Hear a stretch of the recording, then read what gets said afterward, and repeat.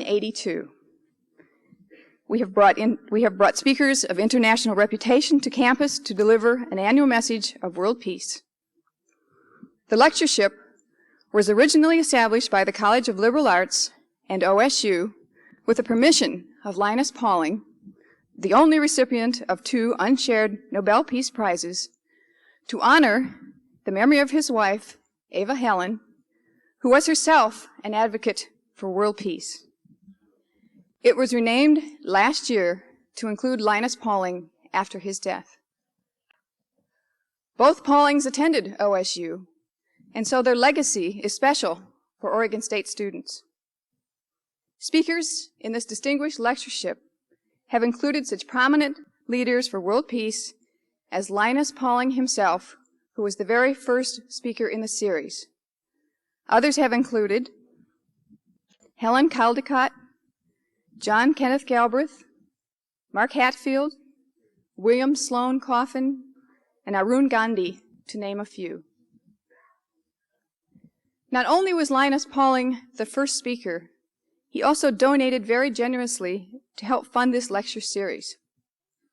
Now, continuation of these lectures will depend on contributions from people like you in this audience and those of you at home who are watching on OSU cable TV.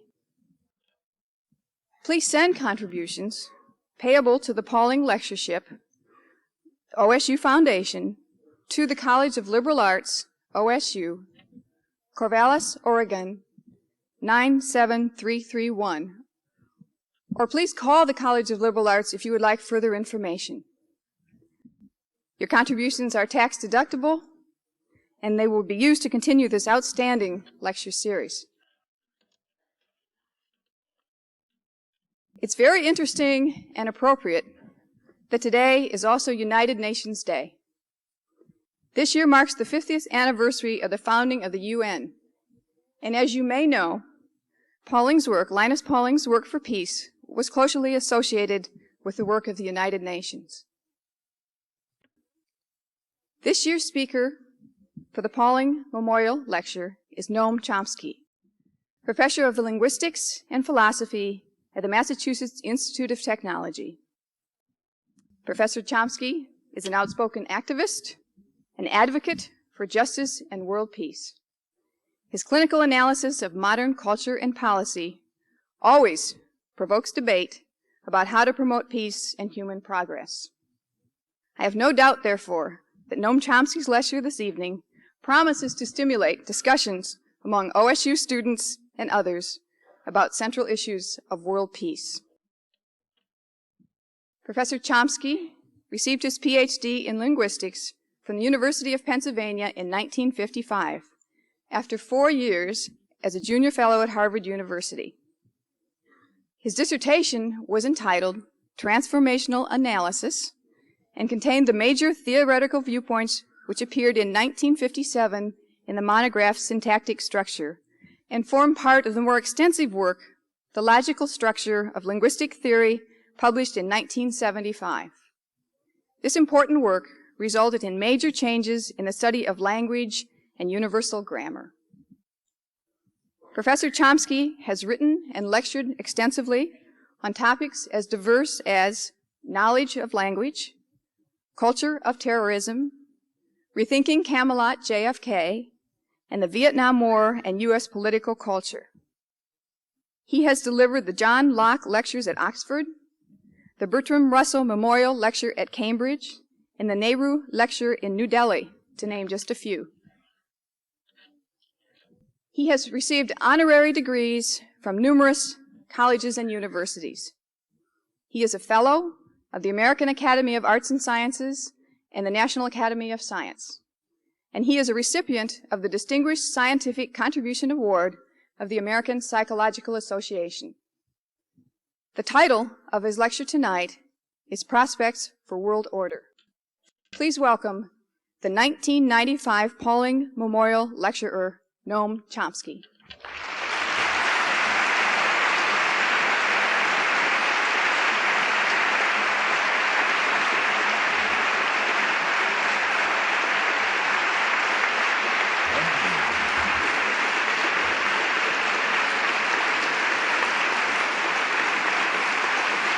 I'm going too fast.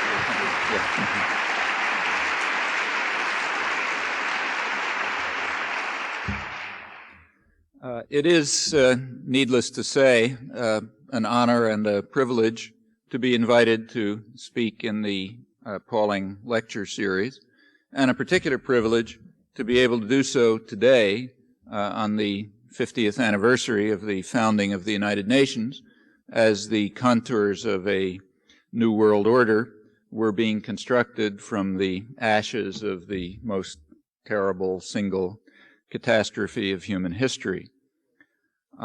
There were conflicting visions at the time of what the new world order of the day should be, and they're still highly relevant. One view was that of the United Nations, which is now possibly facing its demise. The second was a view that is sometimes called realism in international relations theory, which was critical of the utopianism that accompanied the founding of the United Nations.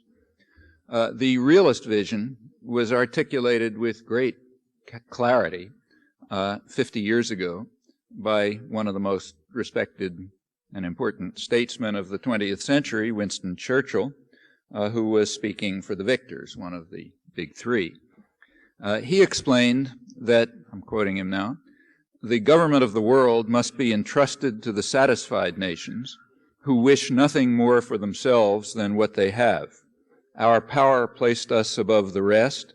We are like rich men dwelling in peace within their habitations, and we must keep the hungry nations under control, or else there will be danger. Earlier in the century, at the peak of British power before World War I, Churchill had outlined this realistic vision more fully, this time in secret, in a British cabinet meetings, records of which have recently been released after quite a few years, apparently considered rather sensitive.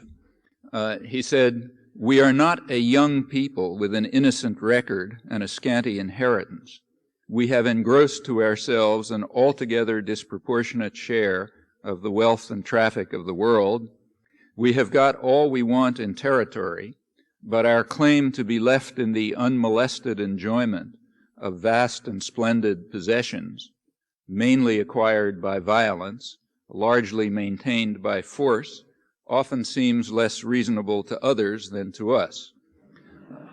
So we have to teach them regular lessons in reasonableness." This was part of a call for expanding the military budget. I should say a sanitized version of that did appear in his writings, but with a very different tone. Well, I might add, it'd be only fair to add, that the more humane among the conquerors didn't find those measures so reasonable. For example, Adam Smith, who bitterly condemned what he called the savage injustice of the Europeans, who he saw very clearly 200 years ago were brutally creating the first world, third world divide that is now so dramatic and was far less so at the time.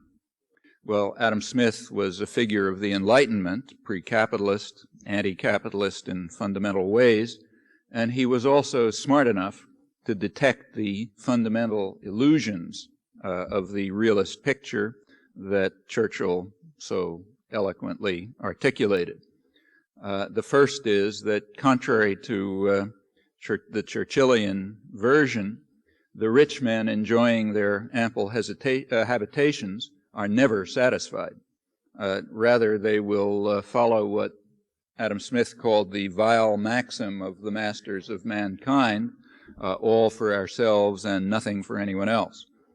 The second and more crucial point is that the we who are enjoying their vast and splendid possessions were not the people of England, nor of France, nor the United States, nor other imperial powers, except occasionally by accident. Rather, continuing in his words, the principal architects of state policy design it to ensure that their own interests are most peculiarly attended to, however grievous the impact on others, including the people of their own country. That's a very valid comment. In his day, the principal architects were the merchants and manufacturers of England, as he explained. Today, it's the huge transnational corporations and financial institutions that dominate the domestic economy and, in fact, the international economy, and hence its politics as well. Well, to correct the realist vision with Adam Smith's insights, it comes out like this. The rich men of the rich societies will pursue their vile maxim, seeking to expand their vast and splendid possessions that they have gained by violence and hold by force, resorting to savage injustice when necessary, so that and those who do not will simply fall by the wayside. The lot of the vast majority of people, including those of their own countries, is simply to serve and suffer. Well, that's the realist vision. The other vision of world order, the competing one 50 years ago, was the vision of the United Nations, or at least the rhetoric that accompanied its founding, which I won't review because you're engulfed in a flood of such pronouncements and it's unnecessary to repeat them. As to which of the conflicting visions prevailed, history has provided a rather clear and unflattering answer. Now, there were and are, of course, plenty of people deeply committed to the vision of the rhetoric that accompanied the United Nations then and now, and who sought to make it more than mere rhetoric. That includes, I suppose, the vast majority of the population of the world, which is why reality has to be masked in so much secrecy and deceit.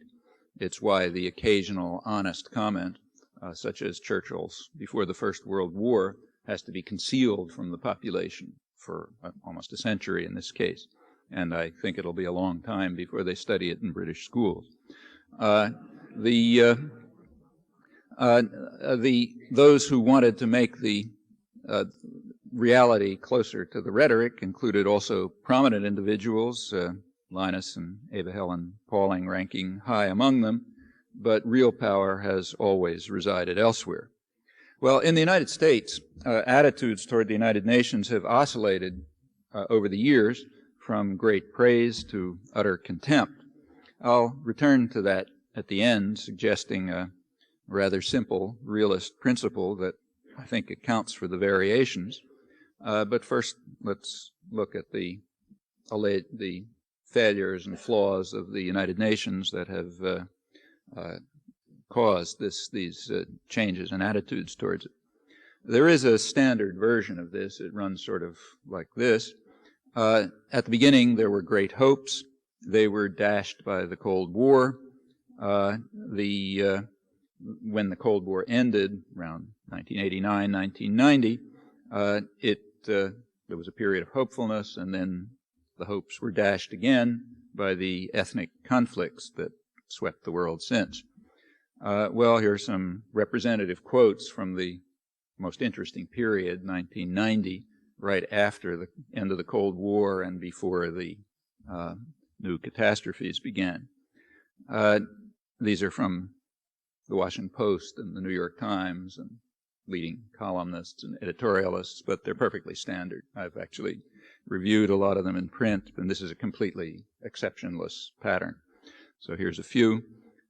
During the long Cold War years, the Soviet veto and the hostility of many third world nations made the United Nations an object of scorn to many Americans, who were rightly appalled by the sight of grim-faced Soviet ambassadors casting vetoes and shrill anti-Western rhetoric from third world nations. Although with the end of the Cold War, 1988-89, Soviet policy changed, bringing about a wondrous sea change in the United Nations, which can finally work the way it was designed to. Well, that's the picture as of 1990, and then comes the disillusionment. The era of ethnic conflict replaced the Cold War, and the UN again failed to deal with them, so maybe the time has come to bid it farewell. That's in capsule form the story. what I'd like to do now is to look at these two eras, the Cold War and the ethnic conflicts, and compare the vision with the reality, and also ask just what role the UN played in this. So let's take the Cold War. Well, again, there's a standard version. I don't have to waste much time on it. You've heard it over and over. It was, for example, articulated by President Kennedy, who proclaimed that the communist world, from Havana to Moscow to Peiping, as it was in those days, to Saigon and so on, is a monolithic and ruthless conspiracy planning to take over everything else. His right-hand man, Robert McNamara, announced in his confirmation hearings that Soviet aggression has no historical parallel. Its goal is total obliteration without any hint of moral restraint anywhere to be found in the entire literature of Marxism and so on. That's the standard version. Now, there is a more sober version of that. For example, it's given in scholarship. So take say, the most respected American diplomatic historian, who's also a major historian of the Cold War, John Lewis Gaddis.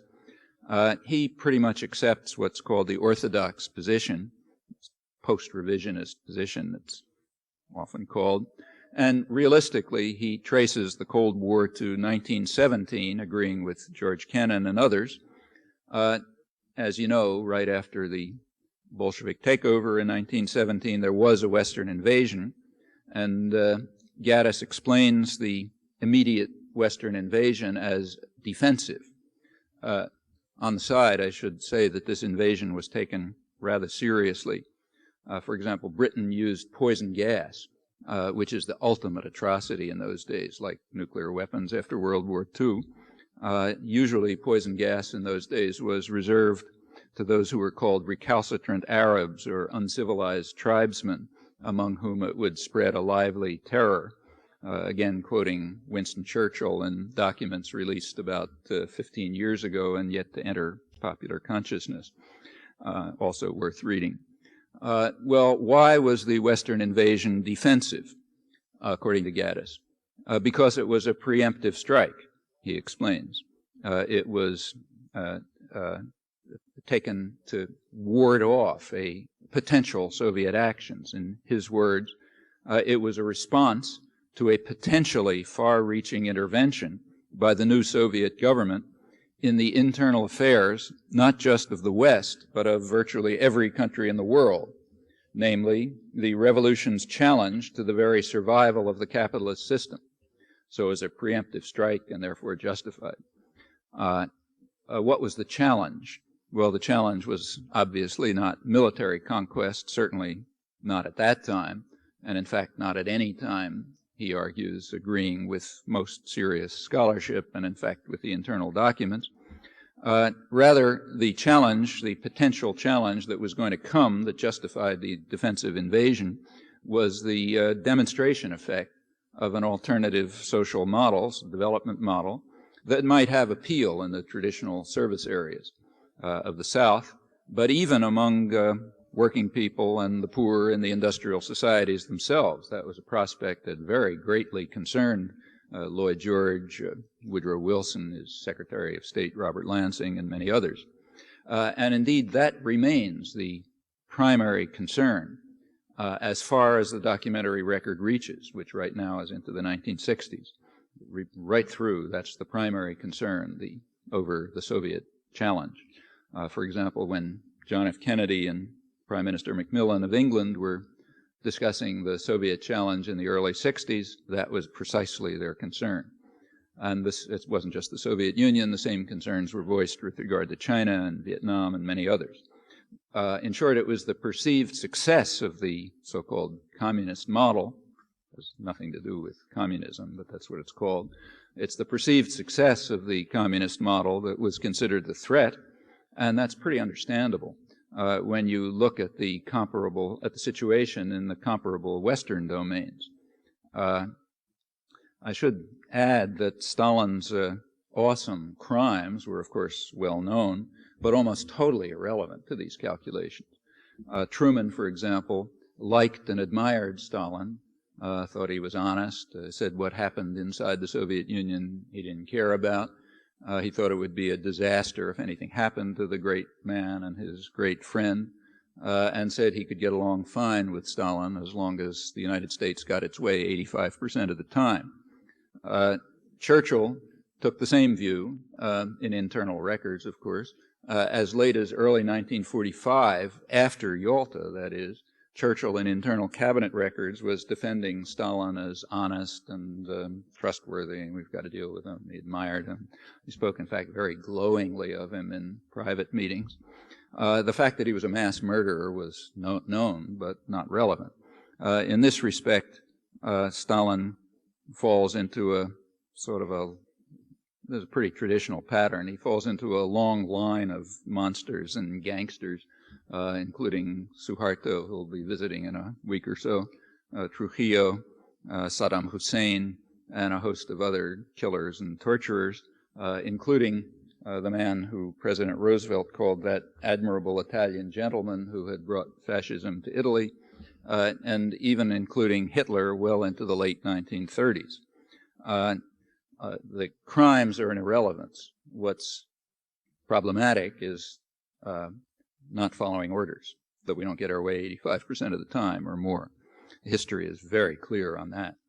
A few years before the Kennedy-McMillan exchanges that I just mentioned, President Eisenhower and John Foster Dulles, his Secretary of State, had highlighted the central issue in private internal discussions, recently declassified. They were lamenting the ability of the communists, so-called, to appeal directly to the masses and gain control of mass movements, something we have no capacity to duplicate because the poor people are the ones they appeal to, and they have always wanted to plunder the rich, the big problem of world history.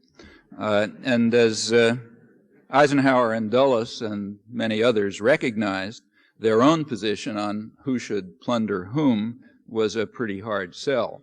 So the opposition had a kind of an unfair advantage, and they were trying to figure out how to deal with this. Well, I'm only sampling a rich record, which suggests a rather different perspective on the Cold War. That perspective happens to be reinforced quite powerfully, I think, when you look further, for example, at the quite rich and interesting record of declassified planning documents, which stress forcefully and consistently that the major threat to U.S. interests, I'm now quoting, is radical nationalism that calls for improvement in the low living standards of the masses and development for domestic needs based on the principle that the first beneficiaries of a country's resources should be the people of that country, not foreign investors, a conception that must be destroyed in all its forms, as the State Department insisted in the Charter for the Americas that it imposed on the Western Hemisphere right in 1945 as the New World Order was being established. Those are the consistent themes that run through the whole record, as they do for Britain before us, and though I haven't looked, I imagine France and Belgium and anybody else you look at. There's also a public record, which is consistent with this. And there's some pretty dramatic examples of it. So take one example from just a few years ago. You recall that about 10 years ago, the United States was engaged in what the World Court condemned as the unlawful use of force against Nicaragua, when the World Court condemned the United States for its aggression against Nicaragua, ordered it to desist from the crimes, as well as the unlawful economic warfare. And of course, the U.S. dismissed the judgment without concern. And in fact, Congress voted right after it another $100 million to increase the unlawful use of force against Nicaragua. Well, at that time, the selling point, what the Reagan administration used to sell Congress on the need to do this, was the Sandinista, the announcement by the government of Nicaragua that they were conducting a revolution without borders. And that became the centerpiece of the U.S. propaganda campaign. It was all over the media, the journals. As I say, it induced Congress to step up the war. The Sandinistas had actually announced that they were going to conquer the world, in case you didn't know it. They were going to carry out a revolution without borders. Well, that's an interesting case. It's because in fact, it was based on some reality, as propaganda usually is. It was based on a speech by a Sandinista leader, Tomás Borge, in which he said, every country has to carry out its own revolution. We can't interfere with anyone else, but we would like to construct a model that will work so well that others will want to follow it. So that, and in that sense, he said, our revolution transcends borders. So in a certain sense, the U.S. propaganda was correct. He, again, was issuing a challenge that others might want to, a development model that others might want to follow, and that requires a defensive response, namely international terrorism and aggression and terror and torture and so on, because after all, we have to defend ourselves from that challenge. So there was something true about the fabrication. Incidentally, the fabrication was perfectly well known. It was exposed instantly, right in the mainstream, in the Washington Post, in fact, within days, but nobody cared. It was just too useful. So therefore, it continued to be reiterated as a Sandinista revolution without borders. It's kind of an interesting fact about our own intellectual culture that this kind of thing can happen so easily and so often. Another point of view from which you can gain some perspective on the reality of the Cold War, I think, is to carry out the following test, which is indeed rather useful after any war. It's very interesting after any war is over to ask who's rejoicing and who's unhappy. When you carry out that test, it often makes the war look rather different than the way it was interpreted. It tells you a lot about what it was really about. So let's look at the Cold War. Who's rejoicing and who's unhappy? Well, in the East, the people who are rejoicing are easy to find. That's the old Communist Party leadership. They are rich beyond their wildest dreams, just delighted with everything that's happened. Obviously, they're the victors in the Cold War. They are now the managers of the U.S. enterprises that are being set up. They're sort of taking on the role of the typical third world elite. Very rich, very powerful, working for the bosses somewhere else, and very well off. So they're delighted. They're called, in fact, the capitalist nomenclatura very often. The old Communist Party hacks who are now very powerful, very rich, very much beloved by the West. So they're the victors. They won the Cold War. What about the rest of the, who's unhappy about the end of the Cold War in the East? Well, there are regular polls now taken by the West about attitudes in Russia and so on. Western-run polls are pretty accurate. And one of the questions they ask regularly is, what do you think is the best period of Russian history? Well, the latest one that was taken, 2/3 said the pre-perestroika period, before Gorbachev. That was the best period, 2/3. That's up from 50% about in 1992. The optimism about the future has declined. That's Russia, but the point, it's rather general through the region. People are delighted that the tyranny has collapsed, but they're less than happy about returning to the third world status that they had before. So they're less than happy about the fact that since 1989 in Russia there have been about 500,000 excess deaths resulting from the reforms, according to a recent UNESCO study, which indeed approves of the reforms but gives the figures. So there's people who won the war in the East and there's people who lost the war in the East. What about in the West? Well, among the people who are rejoicing about the end of the Cold War are Western business leaders. For example, the directors of General Motors and Daimler-Benz and Volkswagen and so on.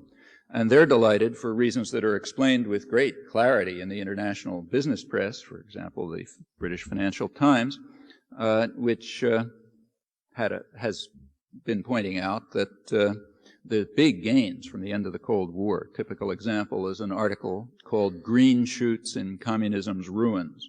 it's all horrible over there, but that something good, some green shoots. The green shoots are that the effect of the capitalist reforms has been to cause tremendous impoverishment and unemployment, so it is now possible for Western investors to get highly trained, skilled, educated workers for a fraction of the cost of the pampered Western workers, I'm quoting, who will have to abandon their luxurious lifestyles, as Business Week added. So they're delighted. On the other hand, who's unhappy in the West? Well, among the people who are unhappy are the pampered Western workers, who are less than overjoyed about having to give up their luxurious lifestyles now that, say, General Motors or Daimler-Benz can not only threaten and in fact bring down their wages and benefits and increase their working hours and so on by either moving or threatening to move to Mexico, but now also to Poland and Slovakia and so on. So they are less than delighted. They lost the Cold War. Well, if you look at it this way, there are winners and there are losers. The winners are the Communist Party leadership and Western business leaders. The losers are the people in Eastern Europe and the people in the West. Actually, that's not uncommon after wars. And it relates to Adam Smith's point about who the we are when you talk about we. Well, that gives you another point of view on it. This alternative, and I think more realistic perspective on the Cold War makes even more sense when you look at it in a broader historical perspective. So East and West Europe did not be, the differentiation between Eastern and West Europe goes back to the 15th century. The last time they looked alike was about the 15th century. At that point, Western Europe was beginning to develop, and Eastern Europe was beginning to turn into its service area, its third world, as we would call it now, providing resources and raw materials and cheap labor and investment opportunities and markets and so on. That was beginning around the 15th century, actually pre-Columbus, on a fault line, incidentally, that runs kind of through Germany. And it continued, that difference continued to deepen right into this century. So, say, Russia was becoming relatively impoverished relative to the West more and more up until the First World War. And for large parts of Eastern Europe, it continued up till the Second World War. So the East-West relationship was a First World, Third World relationship, what's called a North-South relationship these days, one of the euphemisms that's used for the European conquest of the world. Now, the North-South conflict has a certain logic to it. The logic is that the South, the service areas of the Third World, they are to pursue only what's called complementary development, complementary to the interests of Western power. They're not supposed to follow these bad ideas about development on the basis of the principle that the beneficiaries of a people's resources should be the people of that country. Got to knock that out of their heads. They are to follow complementary development, which supports the interests of the rich men and the rich societies in Churchillian realistic rhetoric. And if they try to pursue a path of independent development, that's got to be stopped. And it's sometimes stopped by violence, sometimes in other ways, but it's got to be stopped. That's the North-South conflict. There's another part to it. If that independent development goes on and it begins to look successful, that is, if there is a demonstration effect, then they become what is called in the planning documents a rotten apple that might spoil the barrel, or a virus that might infect others. And obviously you can't allow a virus to spread, so they've got to be eliminated. For example, Allende's Chile was described by Henry Kissinger as a virus that might infect people all the way to Italy, not because Chile was going to conquer Rome, but because it might send the wrong message to Italian voters, namely that social democratic parliamentary procedures can succeed. And that's got to be stopped. So the government was overthrown and a neo-Nazi regime was instituted and supported. And that's very typical. So problem one is independence. Problem two is the virus effect. That's the basic logic of the North-South conflict. And if you think about the East-West conflict, a good part of it fits into that framework. There was a big piece of the Third World was following a path of independence, and furthermore, it was becoming a virus. It was imposing that challenge that was so threatening from 1917, at least into the 1960s, for the reasons I mentioned. Well, Russia is not a typical piece of the Third World. You know, it's not like Grenada. It's a sixth of the world. Even when it was a deeply impoverished third world country under the Tsar, it still had a big military force, which frightened people. And that was even more so in the 20th century.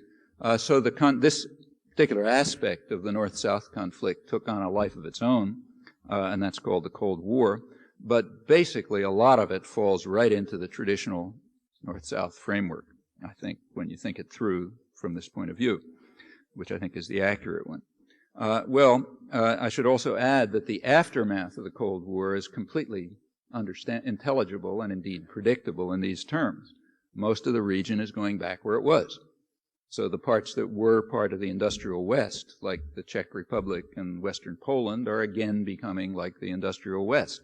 And the parts that were deeply impoverished third world countries are going back pretty much to that status. They look more and more like the third world, with the small, wealthy elites, the old Communist Party to a large extent, and the suffering and impoverished mass of the population, typical view wherever you go, Mexico, South, Egypt, anywhere. This position is reinforced, I think, when you look at the continuity of policy right through the whole period. So let's just take the period when the Cold War ended, 1989, certainly ended by the fall of the Berlin Wall in November 1989. And just look what's happened since. We have a huge Pentagon system. So what has happened to the Pentagon budget since the end of the Cold War? We needed this huge military system because we had to defend ourselves from the monolithic and ruthless conspiracy. Okay, the monolithic and ruthless conspiracy isn't there. So what happened to the Pentagon system? Answer, it's the same. It's actually higher in real terms than under Nixon, right now about 85% of the Cold War average, and going up. The current Congress is driving it up. So obviously that couldn't have been the reason. The reason we were told for 50 years can't be the reason. In fact, there is a new official reason. The reason is now we have to defend ourselves from the technological sophistication of third world powers. That's literally the case. Not from the monolithic and ruthless conspiracy anymore. And that has about as much plausibility as the other one, so obviously it's a different reason, and it's not very hard to figure out. What about other policies? Well, take, say, Cuba, on the front pages right now. For 30 years, we had to defend ourselves from Cuba. We had to carry out the world's biggest international terrorist campaign and economic warfare and so on and so forth because we were defending ourselves from the monolithic and ruthless conspiracy. Okay, Berlin Wall falls, no monolithic and ruthless conspiracy, so what do? We intensify the pressure against Cuba. We make the embargo tighter, and now even more so. So something's got to be wrong with that story. As the Berlin Wall fell in November 1989, well, the first event that took place after the fall of the Berlin Wall was the U.S. invasion of Panama a few weeks later. Now, that's so typical an event that it barely merits a footnote in history. I mean, it's the kind of thing that happens over and over. But there was a difference this time. For a long time, every such action was justified by defense against the monolithic and ruthless conspiracy. We had to defend ourselves from the communists and their revolutions without borders and so on. They were gone. So this time we were defending ourselves from Hispanic narco-traffickers led by the archdemon Noriega, who was in fact kidnapped and brought here and tried for crimes that he committed while he was on the CIA payroll. Kind of small point.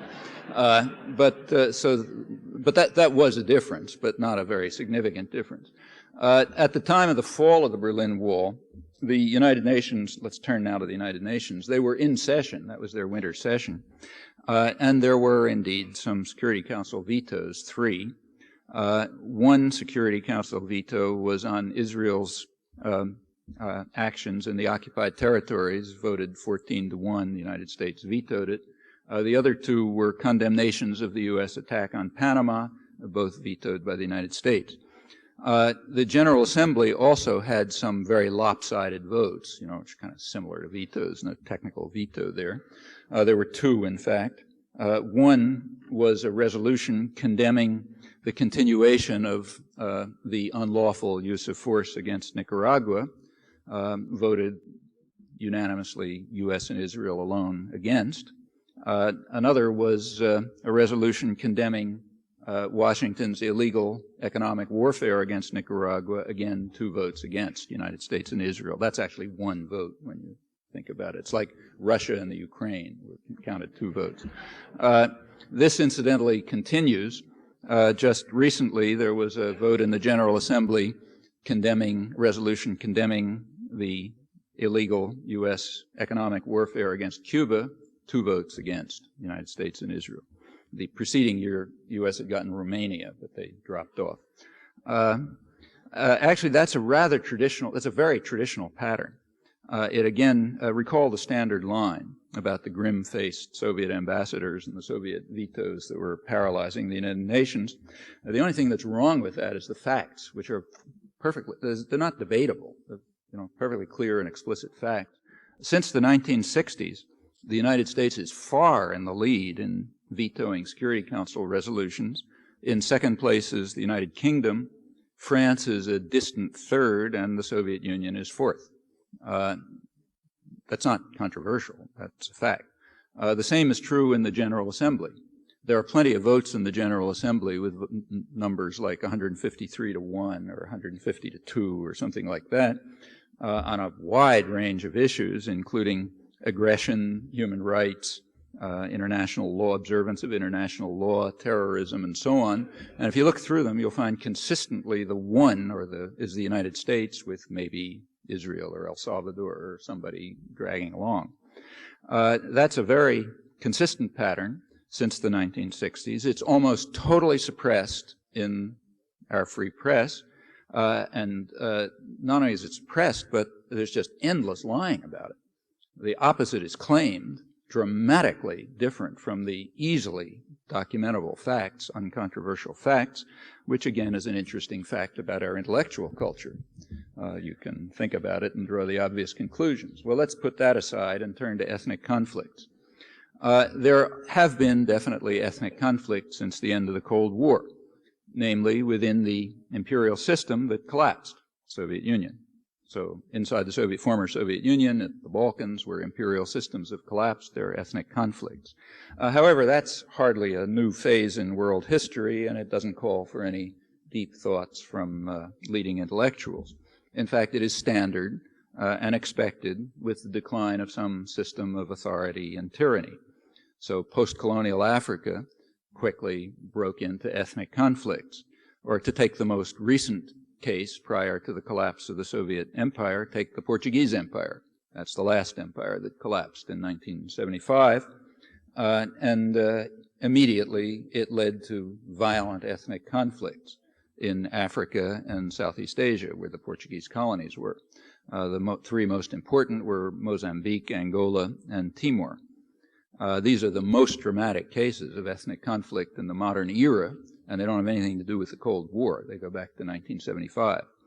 With regard to Mozambique and Angola, there isn't a lot of time, so perhaps I can just quote the eminent British historian of Africa, Basil Davidson, who says that, in his words, those responsible for the contra-subversions against Mozambique and Angola will be cursed by history for enormous and terrible crimes which will long weigh heavily on the whole of Southern Africa. He's referring to you and me, incidentally, if it's not obvious, and he's quite right, in fact, too kind.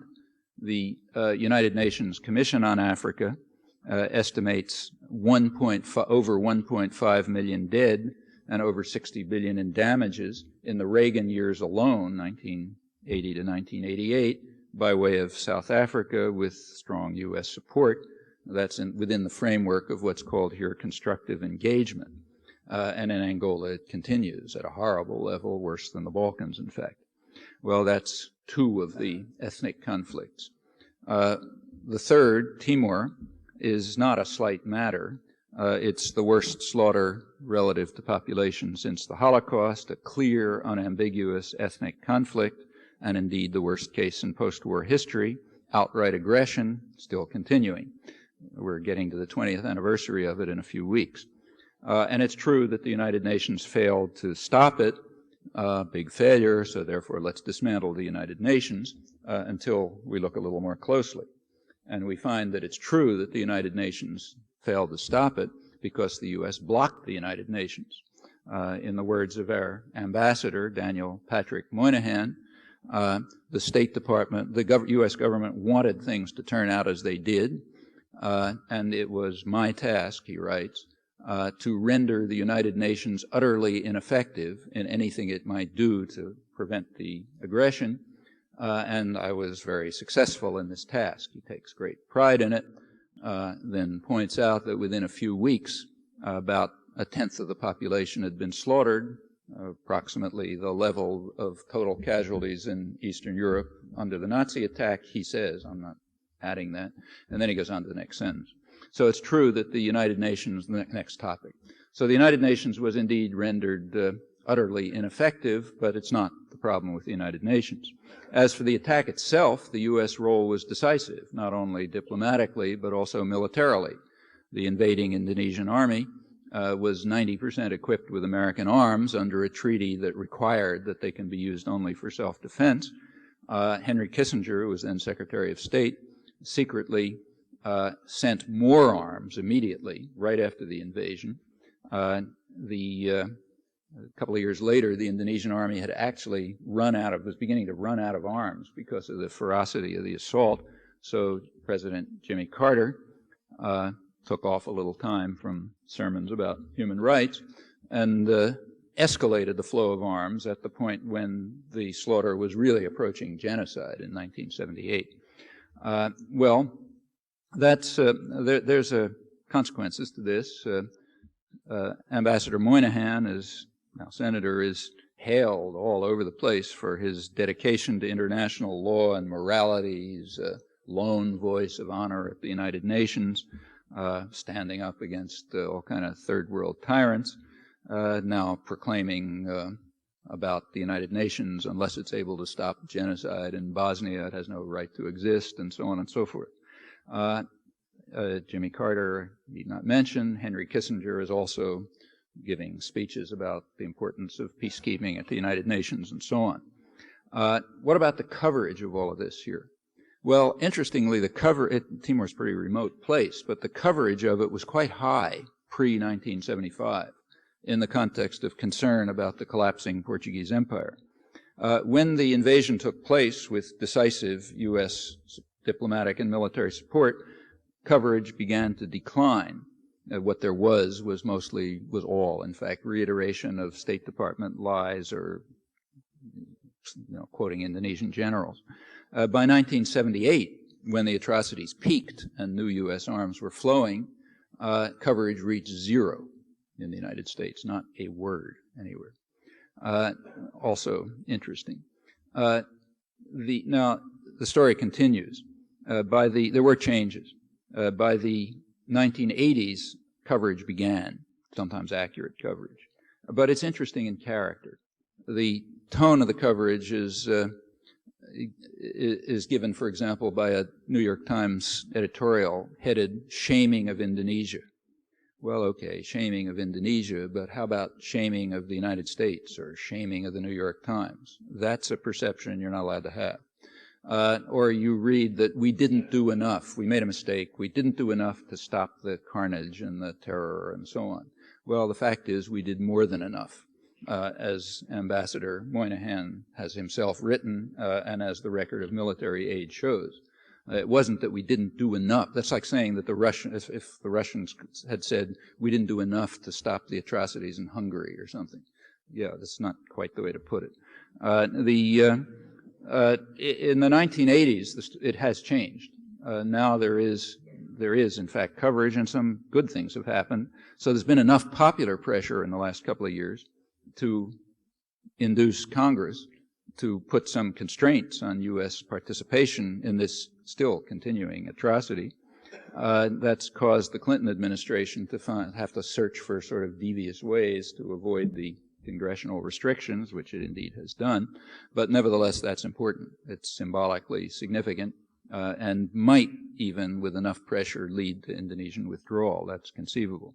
There have also been big changes inside Indonesia, though we don't hear about them. Human rights groups, student groups, labor leaders, independent intellectuals, and so on, have begun to speak quite openly, condemning the Indonesian invasion of East Timor, and in fact speaking up for human rights and rights of working people and so on. Now, in Indonesia, to stand up and talk about these things is not so simple. It's not like here. Here you do it, nothing happens to you. There you do it, you're in a terrorist, tyrannical and vicious state, but they're doing it. And that's another thing that might be called the shaming of the United States, I think. Not only that we don't report it and support them, but that we don't do it ourselves. It's certainly a lot easier. Well, the end of the Portuguese Empire 20 years ago led to ethnic conflicts that are far worse than the consequences of the end of the Soviet Empire.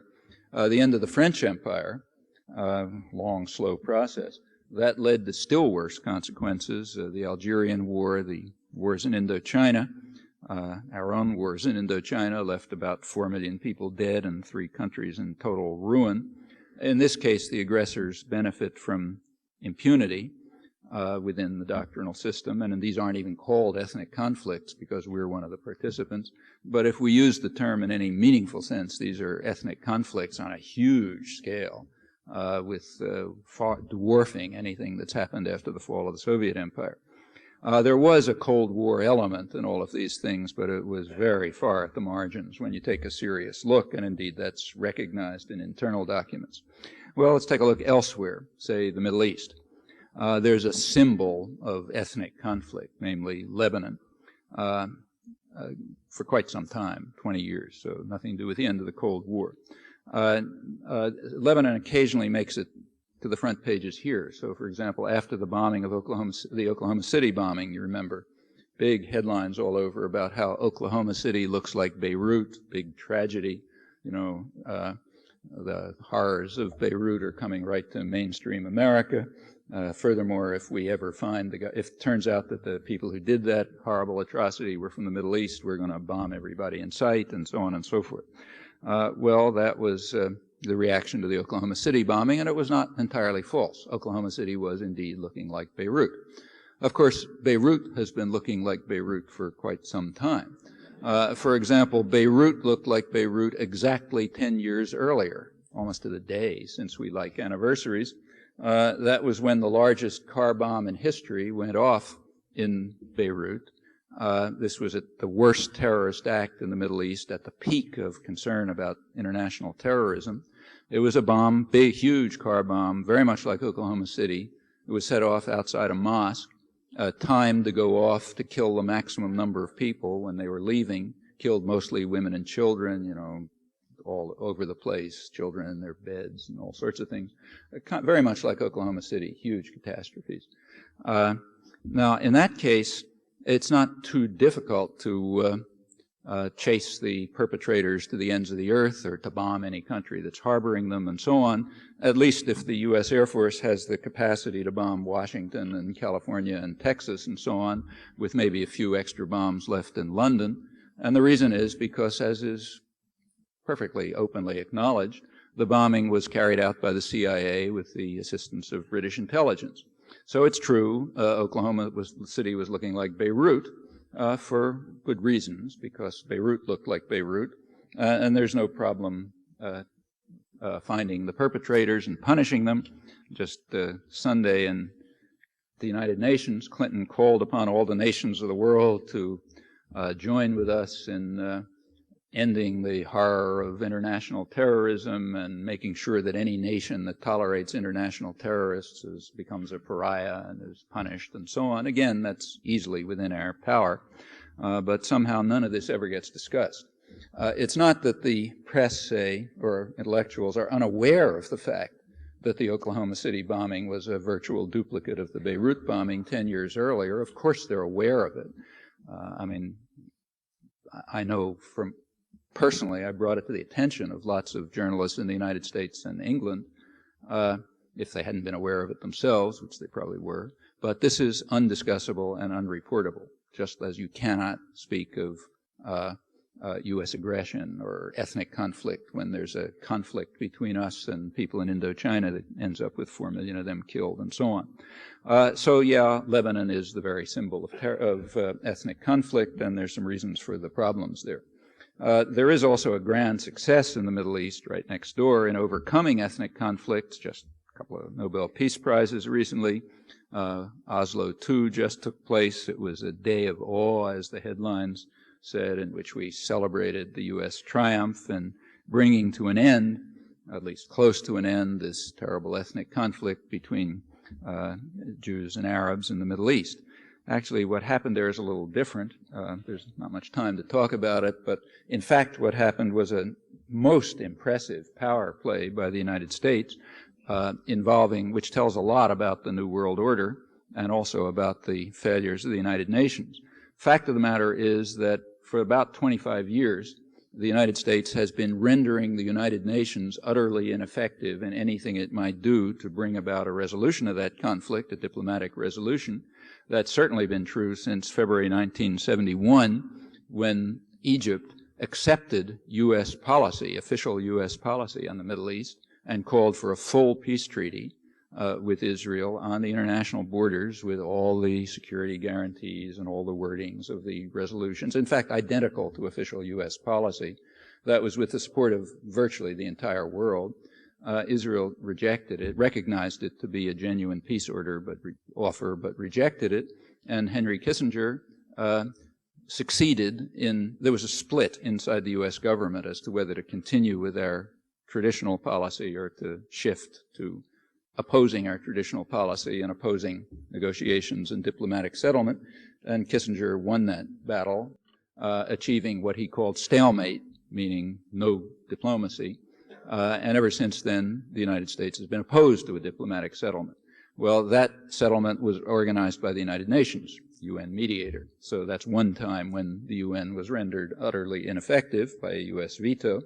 That became a literal veto a few years later, January 1976, when the Security Council debated a resolution calling for a political settlement, supported by the entire world, in fact. The Arab states, PLO supported it, Western Europe supported it, non-aligned countries, Eastern Europe. It was vetoed by the United States, out of history, like the February 71 events. That was under Kissinger again. Same thing happened under Carter, same resolution eliminated. The UN, the Security Council was eliminated. The issue, therefore, came up regularly in the General Assembly, in fact, every year. The votes were always like 150 to 2 or something like that. The last of those votes was last serious vote was December 1990. Date is important. That was the last of them, of the annual votes. It was 144 to 2, usual numbers. Then what happened after December 1990? Well, right after that came the Gulf War. And the Gulf War effectively got the rest of the world to understand that, well, actually George Bush put it rather clearly, that the New World Order is in effect, in his words, it means what we say goes, certainly in the Middle East, and the rest of the world just backed off. Europe pulled out of the game, the non-aligned countries were out of it, total disarray, the Arab world completely collapsed. At this point, the U.S. could ram through its own completely rejectionist proposal, which involves limited instead of complete withdrawal and no rights at all for the Palestinians. That's the position the U.S. had upheld against the rest of the world for 25 years, and now it was able to ram it through. A genuine peace process could be instituted, as it was immediately at Madrid. It's genuine because it was under unilateral U.S. control, and it followed the rejectionist U.S. position. And that's exactly what has been implemented. In fact, what has been implemented, even Oslo II, is harsher than any proposal that the Israeli government itself had ever made from 1968 right up to the present. So naturally, it's a day of awe. And another case in which the UN failed for reasons that are worth thinking about. Well, final comment. We're now back to the UN after 50 years. There's a good deal of self-righteous commentary about its failings. I've given some indication of why and where it failed, I think. You can check and see if you think this is right. The lion's share of that responsibility falls, not very surprisingly, on the world's most powerful states, and in particular its most powerful state, exactly as any rational person would have expected. The most powerful state has indeed been rendering the United Nations utterly ineffective, in Ambassador Moynihan's words, since the 1960s, when the United Nations fell under what is called here the tyranny of the majority, sometimes known as democracy, and it stopped just following orders. That was one of the consequences of decolonization. The commentary on all of this is quite amazing. I sampled some of it, but the whole story is amazing. Well, right now, the last couple of years, and increasingly now, in fact, more announcements in this morning's paper, the United States is proceeding to dismantle the United Nations. On May 1st, Congress announced radical cuts in U.S. assistance to UNICEF and similar organizations. That was very well timed. On May 1st, UNICEF had its annual press conference. UNICEF, of course, is run by an American. The U.S. insisted on that as another standard power play, Carol Bellamy, and she gave the press conference, which wasn't reported, but interesting. UNICEF estimated that the number of children who were dying from easily treatable diseases, meaning you can cure it for a few pennies a day, had risen from 11 million a year to 13 million a year. And that's what UNICEF was trying to deal with. So on that day, aside from not reporting the UNICEF report, Congress cut aid to UNICEF. And in fact, UNICEF will disappear. It has the wrong priorities.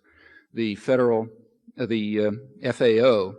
the Food and Agricultural Organization, that's slated for disappearance. Again, it has the wrong priorities, poor and hungry people around the world. The International Labor Organization, that's going to go the same way. And there's a reason for that. The ILO deals with worker rights. The U.S. has the worst record in the Western Hemisphere and Europe, with the exception of El Salvador and Lithuania, so we're third, actually, in ratifying conventions on worker rights, including things like children's labor and things like that. And furthermore, the ILO committed an additional crime 2 years ago. It criticized the United States. It very rarely criticizes a rich industrial country, but it broke the pattern and criticized the United States for violating international labor standards by the employment of permanent replacement workers, which is in gross violation of universally accepted international labor standards. So they have to go. They're obviously not to be allowed, and they're going to disappear. The UN Development Agency, same story. U.S. has sharply cut funding for it and is going to get rid of it. It has the wrong priorities, the vast majority of the world's population. There used to be a monitoring office, just provided data on transnational corporations. In fact, it was the only source of information on transnational corporations. That was killed a couple of years ago. It's the wrong information. It was pretty hard to get the information anyway, but at least you could get it. Now you just can't. UNESCO has a third world orientation that's almost dead and will die under a good deal of blatant fraud about new information order and so on, which is what actually happened, and the fraud about it is well documented in scholarly work published by university presses, but unreviewable. UNCTAD, the UN Conference on Trade and Development, that's slated to disappear. It was announced this morning, in fact, because its functions will be taken over by the World Trade Organization, so it's irrelevant. Well, for those of you who know about these issues, that's total nonsense. The problem with UNCTAD is that it keeps refuting the neoliberal fundamentalism of the World Trade Organization and showing that it's false and fabricated and so on. They've got economists who are giving the wrong analysis. They're continually undermining the claims about the wonders of the free market that are preached by the World Trade Organization, but preached in a very special way. They're preached to the poor abroad and at home. They have to accept market discipline, but they are not preached to people like, say, Newt Gingrich in his constituency, Cobb County, Georgia, which gets more federal subsidies than any comparable county in the country because it's represented by the biggest welfare freak in the country. And in fact, quite typically, the wealthy and the powerful have never accepted market discipline. They always have massive state protection in all sorts of ways. In our case, the biggest form of subsidy transfer payments to the rich is the Pentagon. And that's why the budget doesn't go down, in fact goes up when reactionary statists of the current type take over. So no market discipline for them, but plenty of market discipline for the poor, except that UNCTAD makes the mistake of documenting, explaining, and analyzing the consequences of all of this, so they have to go to be taken over by the World Trade Organization that doesn't have these defects. As for those are the, in fact, the more kind of democratic elements of the United Nations are slated for dismissal, and maybe the whole thing will go. That's not been passed unnoticed, I should say.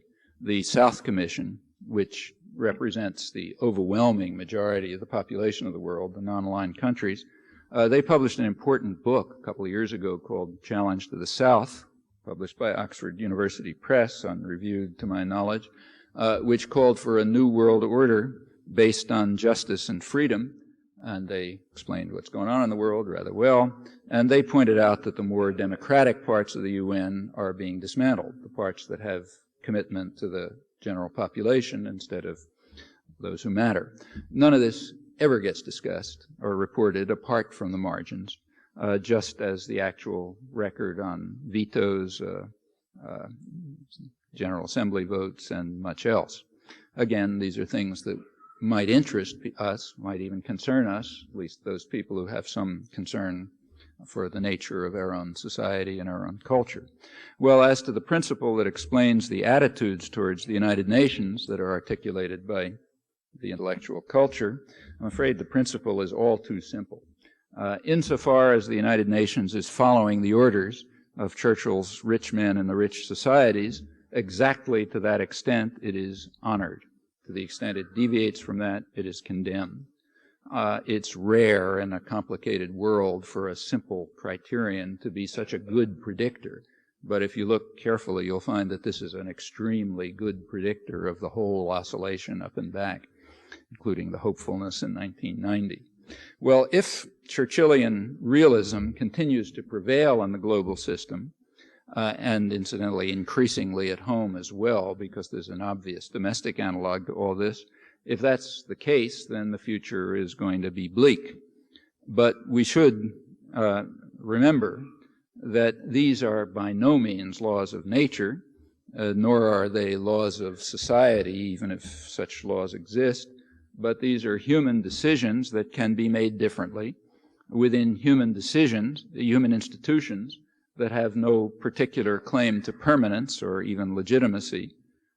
As throughout history, all of this can be changed, as it has been in the past, and in the same ways as in the past, and the age-old struggle for greater justice and freedom can be advanced if we so choose. Thanks.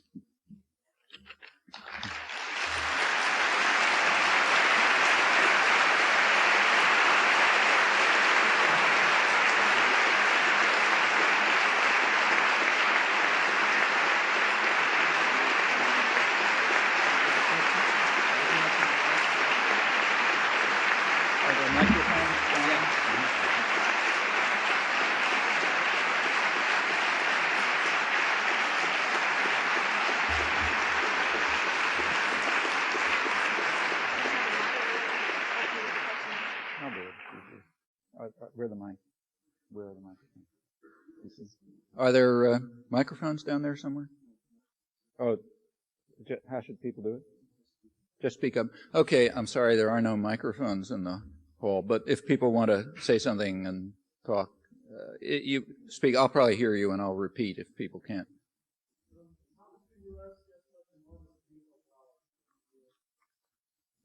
How does the U.S. get such enormous veto power? Simply take the realist position that Churchill articulated. The rich men and the rich societies run the show, and simply ask yourself, who are the richest men and which is the richest society?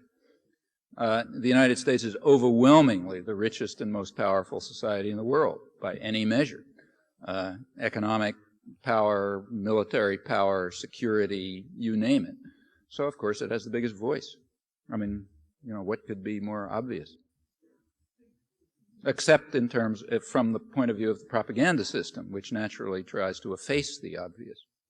But if you think about it reasonably, what else would you expect to happen? Now, of course, it doesn't have to happen, but it'll only change if people inside the United States, which is also maybe the freest country in the world, do something about it. We're not living in Indonesia, you know. I mean, we're not living in Iraq. It's easy to get here to change policy, but of course, first you have to be aware of it, and you have to want to change it, and you have to do something about it. Otherwise, it'll just go by the natural processes. Recently, there's begun to see a few public accounts. The UNESCO situation of 1983, in which the Western press accused the other nations of the world attempting to destroy press freedom. Right. But that was really an attempt of the Western press that is now being said to retain its iron grip on the news of the world. Would you comment on that? Yeah. Could you hear?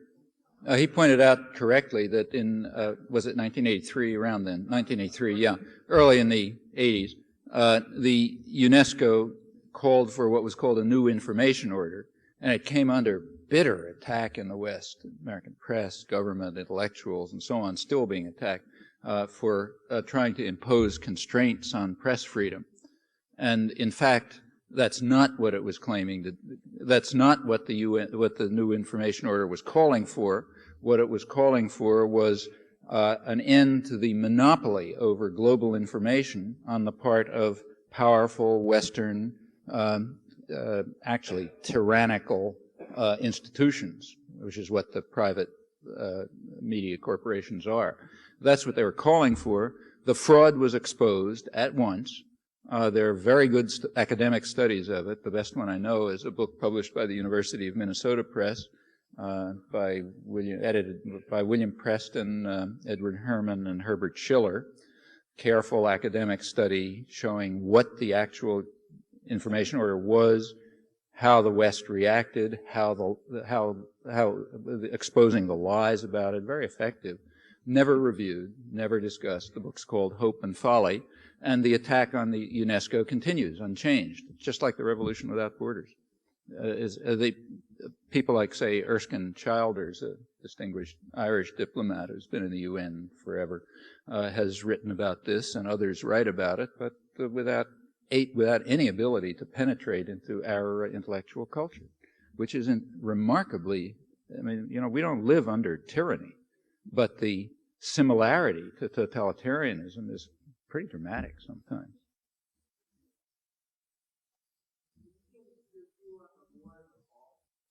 War in the Balkans? Well, you know, it's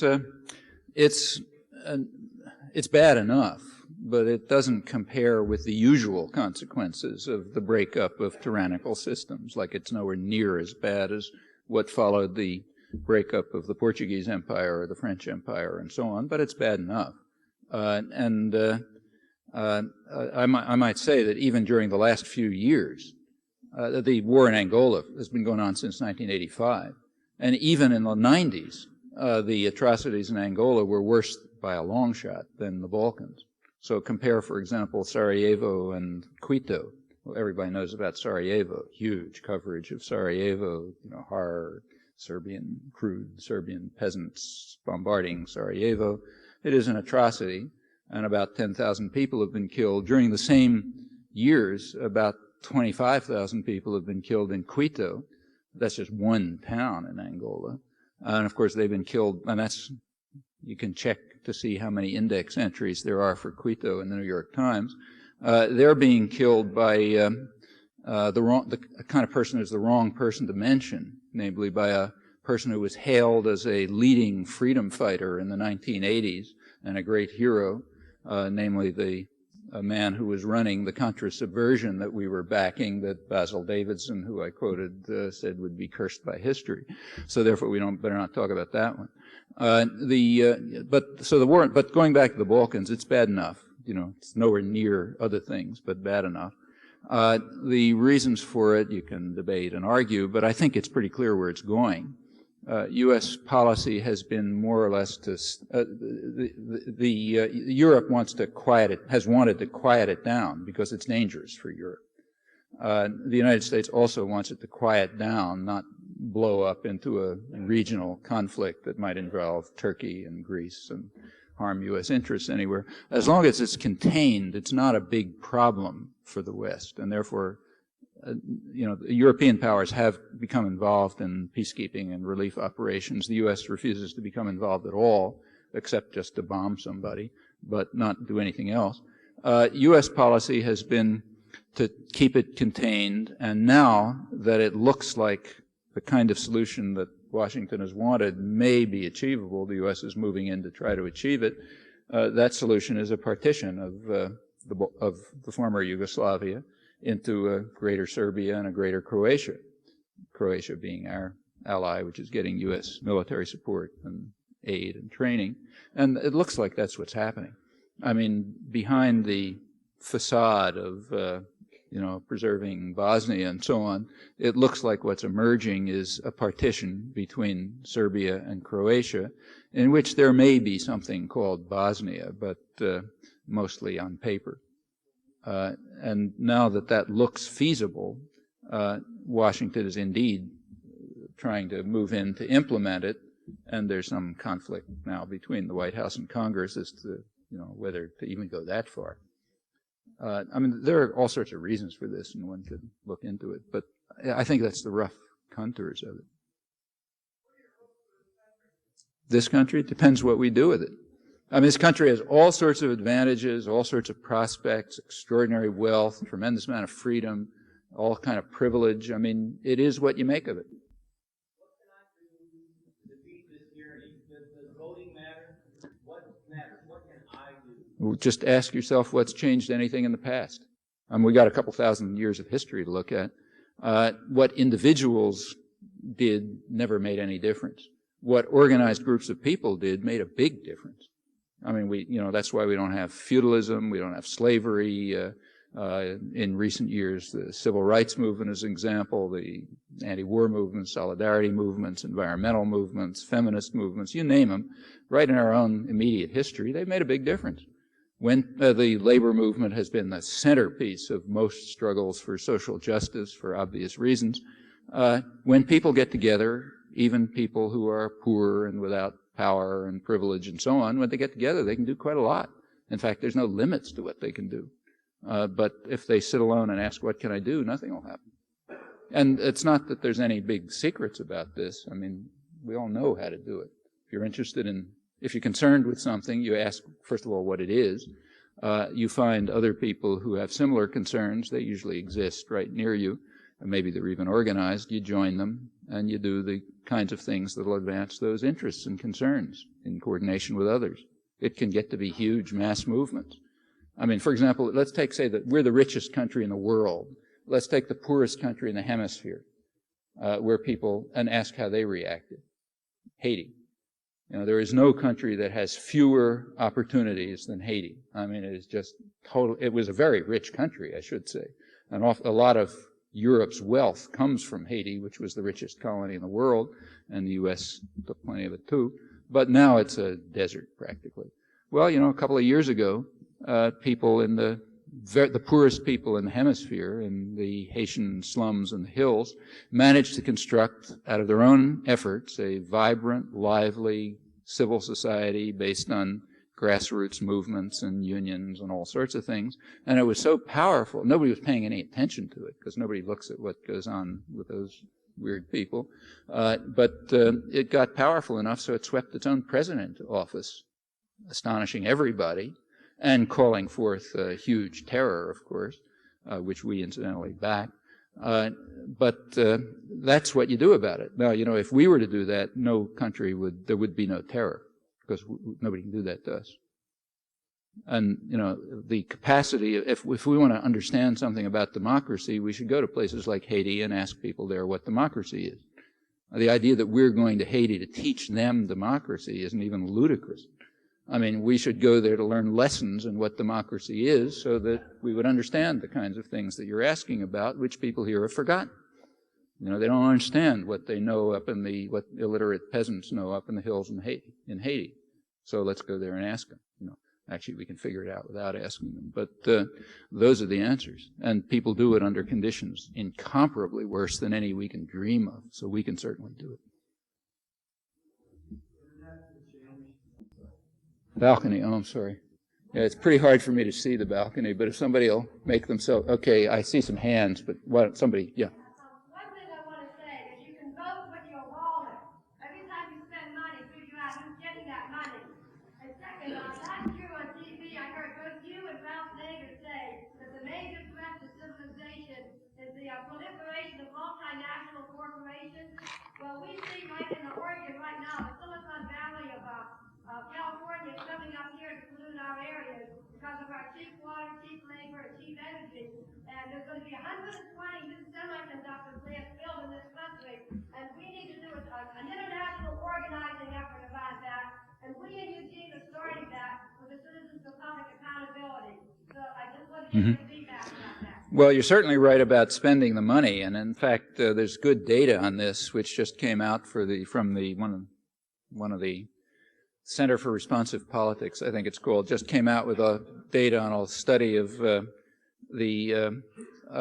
effect of the correlation between campaign spending and electoral victory in the 1994 elections. They do this regularly.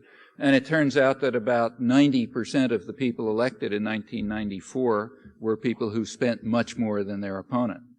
That's higher than 1992, and this is a pattern that goes way back in history, which translates into saying that those who are capable of buying the election win the election to an overwhelming degree. 90% is not a small number. Of course, they are the transnational corporations and the other business groups and those who amass enormous amounts of capital and can only be combated in an electoral arena by a very highly organized public. That's one of the reasons why business and the government that they more or less run are so intent on destroying labor unions, because they are the core of the opposition to this, the best major way in which people have been able to combat it. So you're right about spending money, but it doesn't help if one of us spends money. You're not going to compete with the private tyrannies whose profits are going through the roof and control. The Fortune 500, for example, control about 2/3 of the entire gross domestic product of the United States right now, plus a big piece of the international economy. And those are private tyrannies. Remember that. Those are totalitarian institutions. If anything deserves the name. They're not accountable to the public. They're completely hierarchic internally. They do what they want.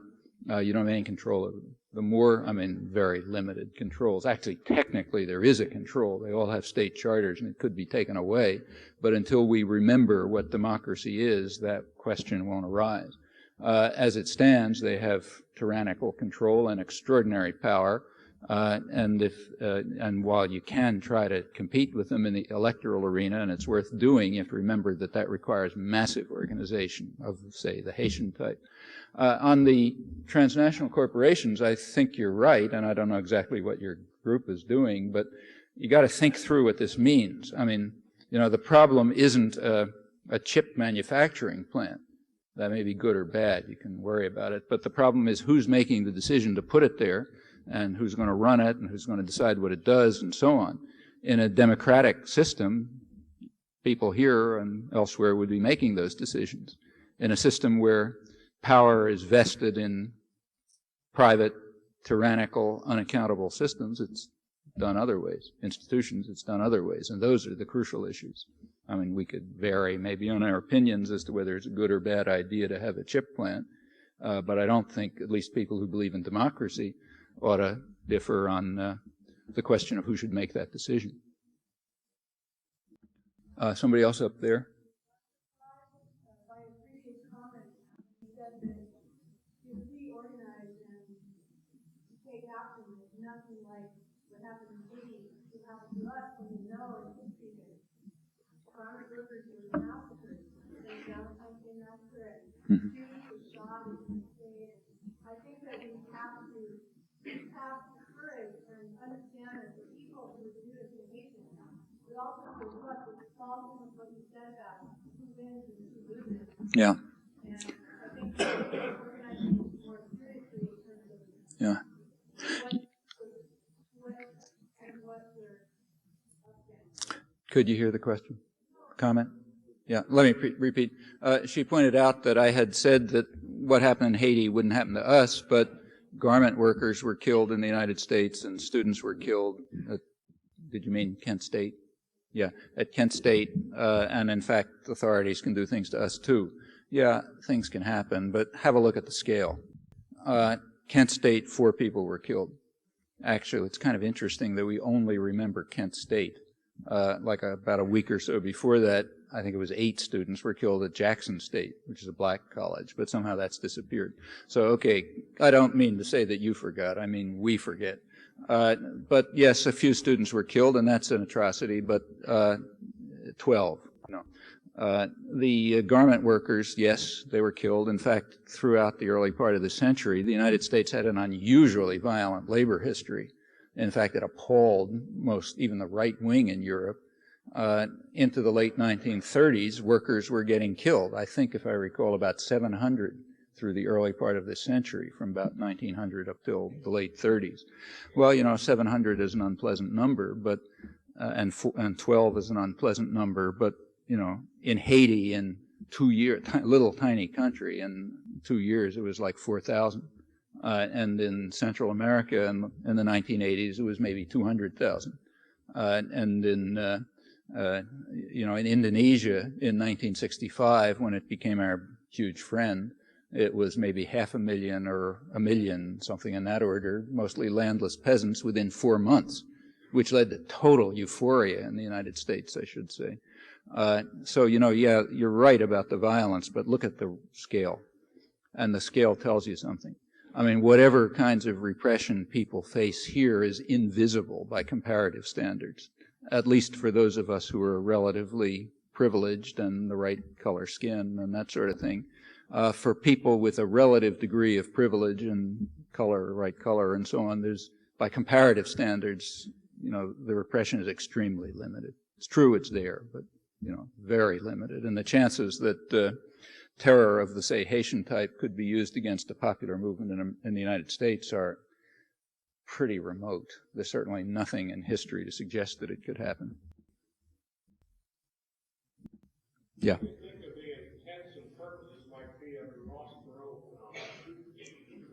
Well, what are the intents and purposes of the Ross-Perot phenomenon? On the intents, I really don't know. I don't understand what they're up to, or purposes, but I think you can understand the appeal.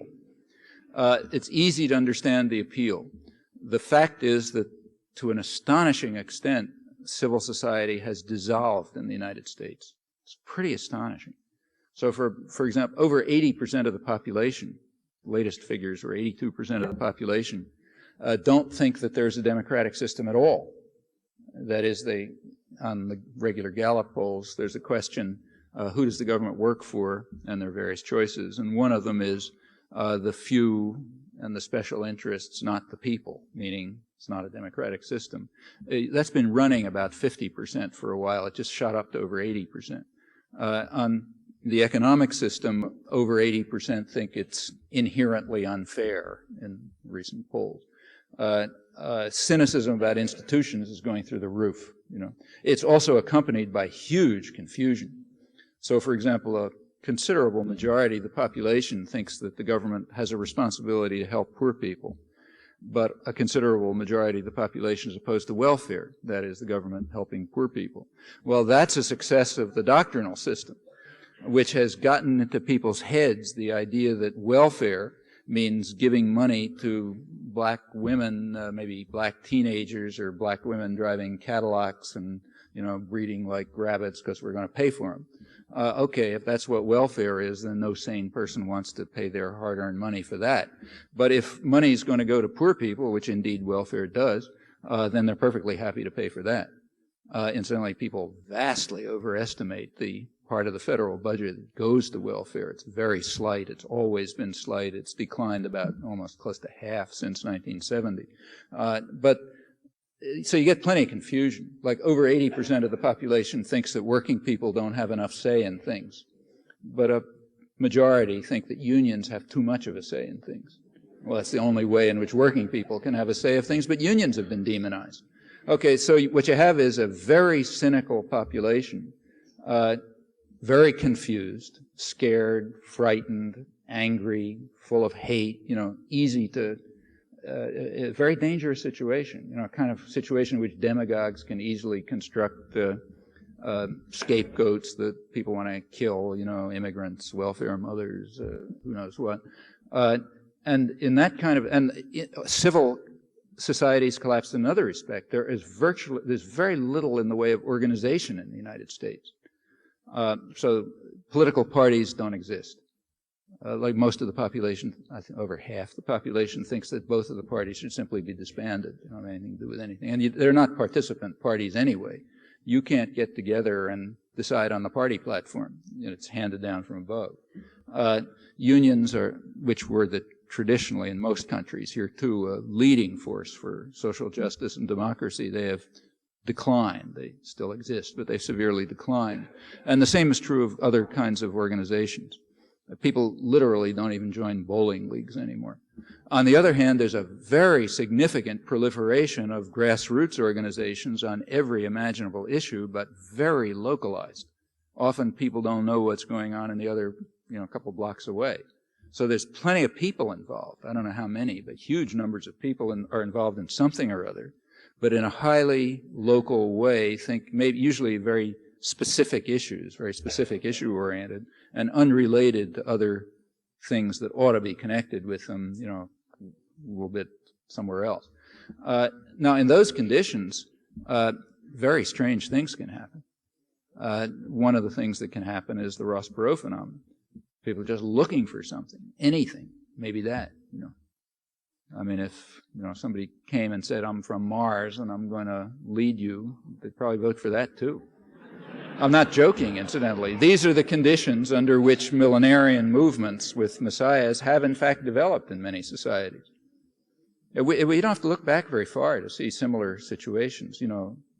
We're different than other countries, but there are analogs, if not parallels. So in a way, I think it's analogous to Iran around the late 70s, when there were big popular movements developed to try to get rid of this tyranny. Well, they ended up, under control of extreme religious fundamentalists. Actually, something like this happened in Germany in the late 30s. It's not a joke. People were frightened of, society was dissolving, everything was going wrong, they didn't know who to blame. And somebody came along and said, blame it on the Jews. Okay, blame it on the Jews. It worked. And well, it'll work if we let it work. There's certainly a lot of people who would like it to work. What's all the hysteria about immigrants about? Or about welfare mothers? Or, what's that for? Well, that's part of these efforts. It's like blaming it on the Jews.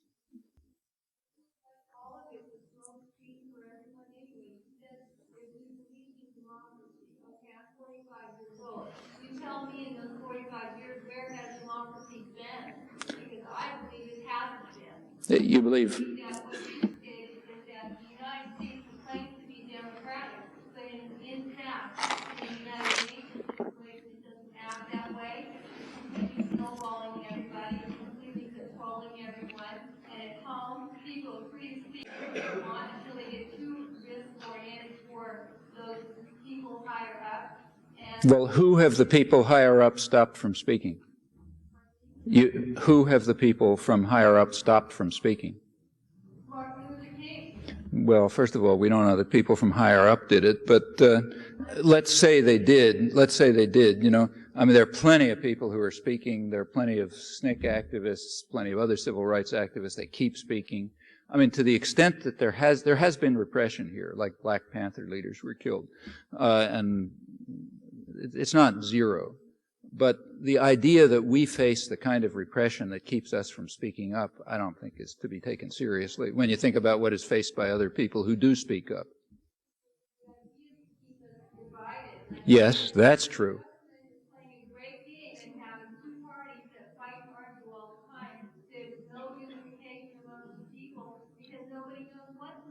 Yeah.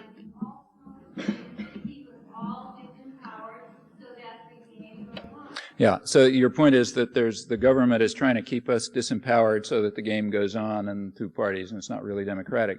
I think there's something right about what you're saying, but if you don't mind my saying so, I think you're being caught up in the propaganda system. It's not the government who's doing this. The government is a reflection of private power. And part of there's been a huge propaganda campaign in the last 50 years on the part of a very class-conscious business community who are kind enough to tell us what they're doing, namely fighting the everlasting battle for the minds of men and indoctrinating people with the capitalist story and so on and so forth. That's what the huge public relations industry is about. And they have very definitely have the goals that you're mentioning. And indeed, one of their goals is to make you hate the government. Now, there's plenty wrong with the government, and they'd love you to blame everything on the government. But the reason that they want you to hate the government, the reason that they've been building up this sense of anti-politics, you know, let's get rid of schools and public assistance for health and everything else, is because they would like you to blame it on the government and not look and see where power is, namely in the Fortune 500.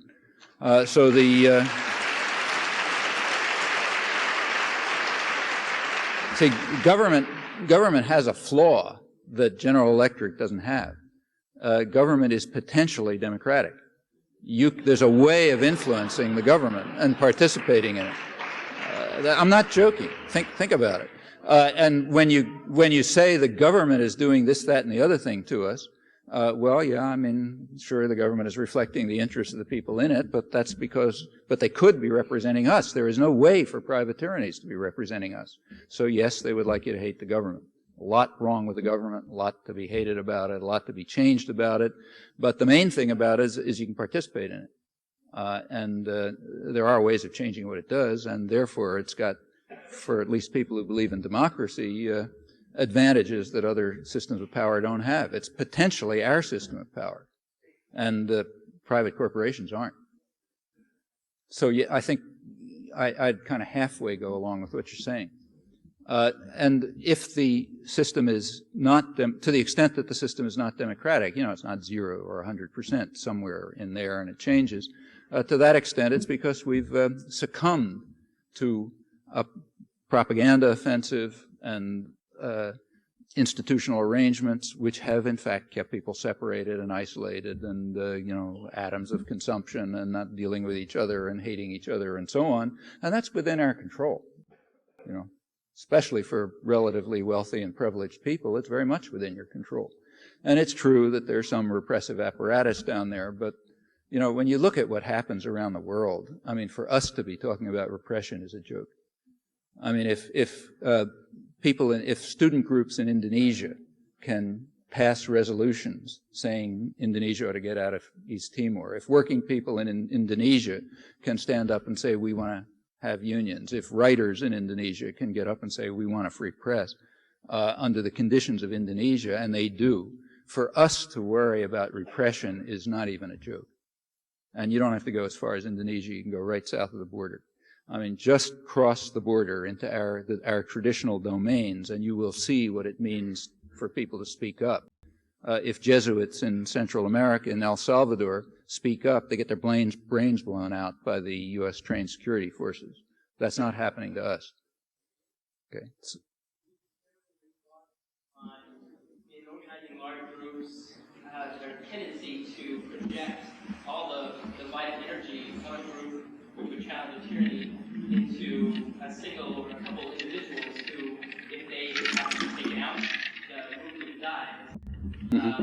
Your thoughts on that? So the question, if I understood it correctly, is what happens to movements that are so keyed to particular leaders that if they are taken out, the movement dies? To project. Well, you know, that to the extent that that exists, we just don't understand what democracy is.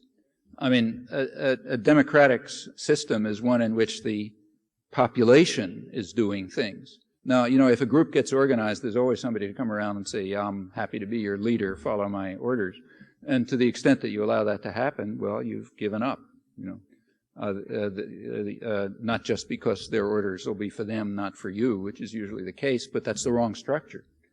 So it's perfectly true that if a popular organization is so hierarchically structured and controlled in such an authoritarian fashion that taking out a leader can kill it, well, there was something wrong with that popular organization from the very beginning. I mean, that's Leninist organization on the left, and of course it's tyrannical. What else could you expect it to be? It'll lead to the Soviet Union.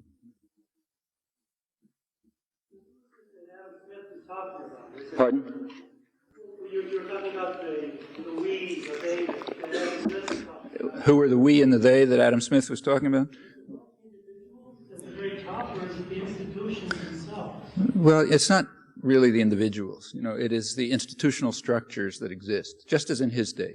Like when he was talking about the merchants and the manufacturers who have taken state power to advance their interests, he wasn't necessarily talking about this particular person over here. Maybe that particular person over there is a merchant and he's very benevolent and wants to give away everything and so on. Maybe.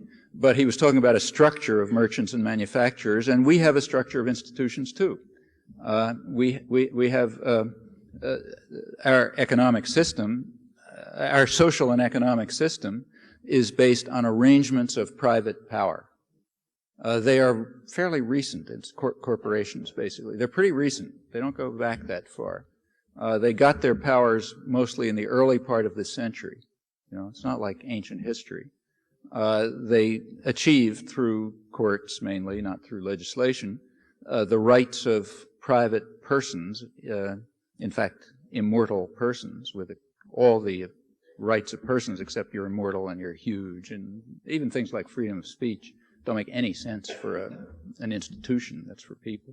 And they have now grown and expanded enormously to the extent that the top 500 of them, which have just celebrated their 4th straight year of double-digit profit growth, now control 2/3 of the domestic economy and, as I said, a large part of the international economy, and they're pretty much out of control, unaccountable. That you don't know what they're doing, and they don't have to ask you what they're doing.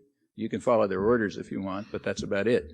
Those are hugely powerful institutions, basically totalitarian in character, and yes, they have an enormous effect on what the government does. That's why 90% of those who spent more than their opponent won the last election. It's the main reason. And it's also why the policies of both political parties are way to the right of the attitudes of the general population. So the general population on issue after issue is over here, and both political parties are over there. And if you look where they are, it's where the bosses are. Take, say, balancing the budget. That's considered the major issue. You've got to balance the budget, you know. Business is totally in favor of it. Both political parties are in favor of it. When Clinton gets up and makes a speech, he said, of course, we have to balance the budget. That's not in question. How about the population? Well, about 5% of the population thinks it's the most important issue, 5%. That's the same percent that thinks that homelessness is the most important issue. That's where the public ranks it. When people are asked, should we even do it, about a quarter say yes, when they're asked the sensible way. Should we balance the budget if the cost is education or health or environment and so on? In fact, should we balance the budget under any realistic conditions? Well, it's depending on how the question is asked, it's usually about a quarter of the population think so at all, and 5% think it's an important issue. So, but nevertheless, the parties are over somewhere else. Well, they happen to be where the business community is. Same on every other thing. The Pentagon, but the public does want some parts of the budget cut, namely, primarily the Pentagon. By about 6 to 1, the population is opposed to raising the Pentagon budget. That's the one part that's going up, okay? In fact, it's dramatic. You know, it's rather dramatic to see how overwhelmingly opposed the public is to almost everything that's being rammed through. Well, okay, that gives you the beginnings of an indication of where the roots of political power are. If you look more closely, you'll find that this goes way back. In fact, if you look very closely, you'll find that the country was founded on that principle. Go back to the Constitutional Convention and have a look at what James Madison was explaining to the convention, which in fact got implemented in the Constitution. His point that he insistently made was that democracy is very dangerous. If they had it in England, you know, their model for a possible society at the time, if there was democracy in England, people would get together and vote and take away the rights of landed proprietors. And therefore we can't permit that, so we better not have democracy. He said the government has to be constituted so that it fulfills the prime responsibility of government, which is, in his words, to protect the minority of the opulent against the majority. It has to be set up that way. And in fact, it was set up that way. And that debate, you know, this goes on right up to the present. That's the core of the Eisenhower Dulles discussions that I was referring to. And there's a whole democratic theory, so-called, which is about this and so on and so forth. But that doesn't have to be the case. And in fact, you know, over time there have been many struggles, many victories for democracy and freedom and rights in this country. I mean, in the 1920s, it looked very similar to now. Total business dominance, you know, no workers' rights. The Red Scare of the Wilson administration had virtually destroyed the unions, had eliminated independent thought. It was considered the end of history, in fact. Great joy about the end of history, you know, tyranny of the masters and so on. Okay, a couple of years later, it all fell apart. And, you know, there was a militant and vigorous popular reaction, which led to substantial range of rights for working people and poor people and organization and so on. And yeah, it succeeded. It got the government to devote some of its resources, not a trivial part, in fact, to the wealth, to the needs of the general population instead of the minority of the opulent. And it just goes on and on like that. You know, there's a constant struggle. Sometimes you win, sometimes you lose. There will continue to be an unequal struggle as long as there is a concentration, as long as there are tyrannical systems that control internal to them the mass of the decision-making over how the country works. In other words, as long as there's a private corporate system of manufacturing and financial and service and other industries. But those are illegitimate structures. There's no reason why they should exist. In a democratic society, I don't think they'd exist.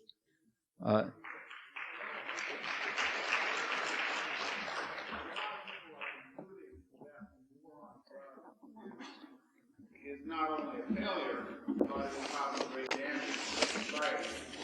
And that's what we're broken. Personal wisdom is political suicide for a politician who suggests that he's approaching this. In fact, at the United Nations festivities, the president made the thrust of his speech. That's right. Yeah, that's an important point. He pointed out, tell me if I get it straight, that a lot of people are saying that the war on drugs is a disaster and a social disaster and has all sorts of problems, but the common wisdom is that for a politician to get up and say we ought to do something sensible about this is suicidal. And the president, in his speech at the UN the other day, made this the centerpiece in the war on drugs. That's quite correct, but the reason why it's I mean, it's had very clear effects on society. It has had no effect on the use of drugs, but it has had plenty of social effects. Like it's filled the prisons. You know, the prison rate in the United States has zoomed since 1980. We were at the level of the worst countries in the industrial world around 1980. We're now way beyond them. The prison population has gone up by 3 or 4 per capita since 1980 without any change in the crime rate, and it's going up even further. And it's mostly possession of drugs, you know, in fact, highly targeted possession of drugs. The laws are crafted so that the urban ghettos get way more penalties than, say, the white suburbs. But yes, it's had those effects. It has had almost no effect on the use of drugs, and I don't think it was intended to. The same is true in the third world. It's had a big effect on intensifying counterinsurgency operations against peasants and, you know, massacres by paramilitary forces run by landowners in the military. Hasn't changed drug production. So whatever it is, it's not having an effect on drugs, and I don't think it's intended to. In fact, if you look at the president's message the other day, here's what a free press ought to say about it, in my opinion. At the UN on Sunday, President Clinton announced that we were now in a national emergency, an unusual threat to the national security and all that kind of stuff.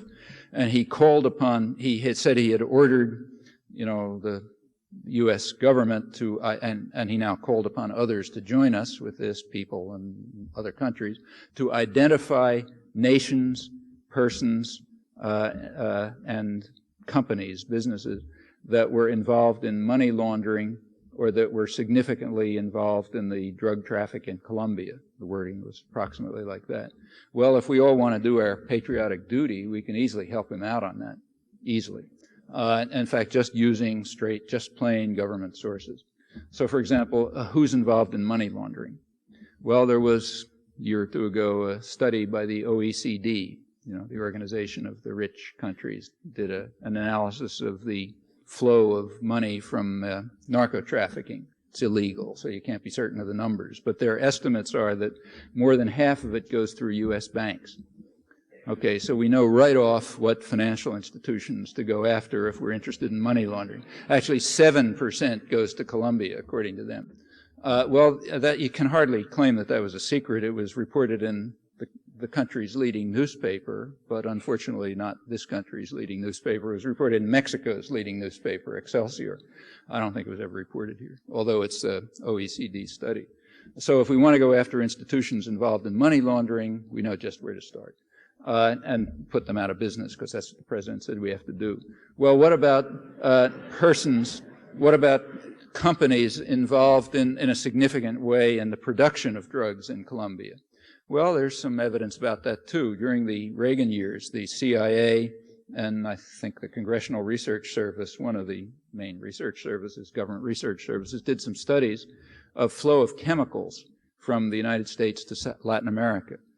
From big American corporations to Latin America. Well, it turned out they discovered that that the chemical exports to Latin America are way in excess of industrial needs. And if you look at the chemicals that are being sent, it's the ones that are being used to make cocaine. So we know just which companies to go after if we're interested in the significant involvement in the drug flow in Colombia. Well, what about nations? That was the other.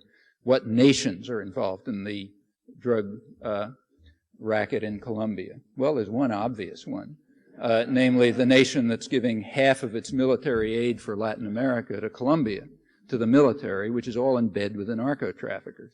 I mean, if you want to, it's not a big secret either. You can read it in every Amnesty International report and Human Rights Watch report and Church Group study and every international monitor and the European Parliament and everyone else.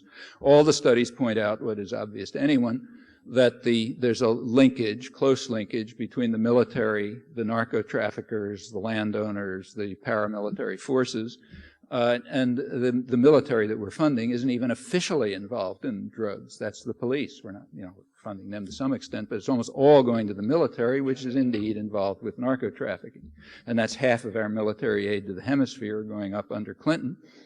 So there's sort of an obvious start on nations that are involved in in drug production in Colombia. And we can go on like this. Again, if there was a free press, that's what it would be saying. And if it doesn't say it, you ought to be saying it, or at least look into it and find out about it. And then there's an answer to those questions and also an answer to your question. If this is correct, and I think it is, it means that this has nothing to do with the war on drugs. And in fact, then we can ask the question, well, why is there a war on drugs altogether? I mean, drugs aren't good for you. But in terms of the actual harm that they carry out, most of the harm that they carry out is due to the fact that they're illegal. If you look at, say, deaths from drugs and compare them with, say, deaths from tobacco, it's nowhere near, Furthermore, I mean, in the case of soft drugs like marijuana, although it's surely not good for you, I don't think there is a single recorded overdose And last I saw, over 60 million users. And furthermore, the use of drugs harms you, but doesn't harm other people. The use of tobacco harms other people, and it's vastly greater in scale. Well, you know, Philip Morris is the biggest corporate advertiser for the Gingrich Congress. And the deregulation is just freeing them up from, and the tort reform, from any protection by victims. Okay? And if you look at what they're doing in the third world, the U.S. is using muscle, real muscle, to force open foreign markets to advertising aimed at women and children in Thailand and, you know, China and so on. And if countries won't agree to let us advertise our lethal narcotics there, we're going to impose trade sanctions on them, which is serious in the case of a big country like the United States. That's state power. It directly involved in serious narco-trafficking, not at a small scale. In China, there was one recent study by an Oxford University epidemiologist who estimated that about 50 million people will die from the use of tobacco in China, who are, I think he said now, the one now under 20 or something like that. Big numbers. Okay, so there's a lot you can do about trafficking in illegal narcotics. Not illegal, unfortunately, but maybe they shouldn't even be illegal, but I'm not suggesting that they should, but trafficking in lethal narcotics. And in fact, there's a lot of questions that can be asked. But getting back to your point about why is it suicidal for any politician to say any of these things, the reason is we've let the propaganda win. So yes, it's possible for people to say obvious things. Yeah, I mean, all anyone hears is that, so you're sure they believe it. I mean, if the only thing you hear is one thing, well, you know, why shouldn't you believe it? Nobody's saying anything else. But we have plenty of opportunities to get a different message out. Again, there's a lot of opportunities for people like us in a society like this. If you don't make use of them, then yes, it'll still be impossible for people to think rationally about the topic. To think rationally about the fact that the major effect of the war on drugs is something comparable to social cleansing in Colombia. In Colombia, the paramilitary forces go out and get rid of people that they don't like. You know, peasants, union leaders, street kids, whoever you don't like, you get rid of them, you slaughter them. That's called social cleansing. Well, here we're a more civilized society. We put them in jail, okay, instead of social cleansing. And the technique for putting them in jail to an overwhelming extent is victimless actions, which are called crimes, like having a joint in your pocket. So there's a reason for it, and there's an effect of it, and people should be able to understand that.